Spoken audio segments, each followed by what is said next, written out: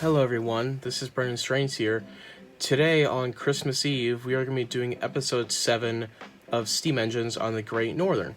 Now for episode 7, I gave you guys 3 options in a poll, and that was the K-Class, the Mastodons, and I forgot what the other one was, but all the votes came in and it seems like you guys wanted me to do the K-Class, so that's what we'll be doing in this episode. Without further ado, let's begin. Here it is. Steam Locomotives of the GN Episode 7, the K-Class 442s. In the early days of passenger power, the engines were not strong enough or fast enough to handle their high-speed trains.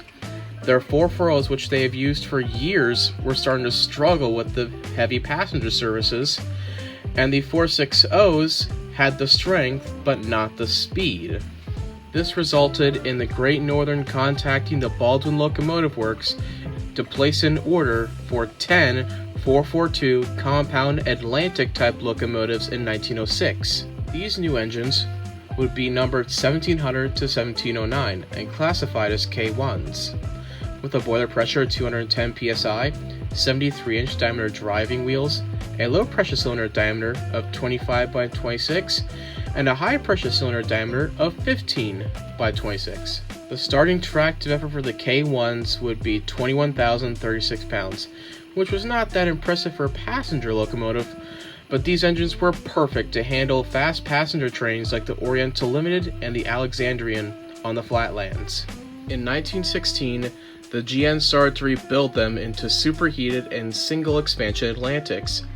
1706 and 1707 would be rebuilt first, and the 8 engines would soon follow in 1924. The engines would be reclassified as K1S, with the S standing superheated. The upgrade engines would have a boiler pressure of 200 psi, same diameter driving wheels of 73 inches, and 21 by 26 inch cylinders. The engines would also be fitted with the booster engine that raised their tractive effort to 36,800 pounds. In the process, they would have their Stephenson valve gear replaced with Walschaerts motion. With the 73-inch drivers, the Atlantics would be seen at going at speeds up to 90 miles per hour. Sadly, these Atlantics would have issues with their valve gear, and they would have many unusual counterweights applied. These counterweights would try to help balance the valve gear, which in the end didn't work that well. This, piled on top of the low tractive effort, caused them to be replaced with other passenger engines like the Pacifics, Montanas, and Mountains, since they have proved to be stronger and more reliable than the Atlantics. With their unfortunate issues and larger power coming into the picture, having these engines on the roster seemed unnecessary. Almost all the K-classes would end service on the Oriental Limited as late as 1925. They would later be used in less glamorous passenger services until the early 1930s, when the retirement of the class began. By 1942, almost all the K-classes were scrapped. However, one engine, number 1707, stayed on the roster until the end of World War II. Unfortunately, number 1707 would later meet the fate as its classmates. Sorry it took me a little bit to film this episode. The reason is there's not that many pictures of the K-classes in service.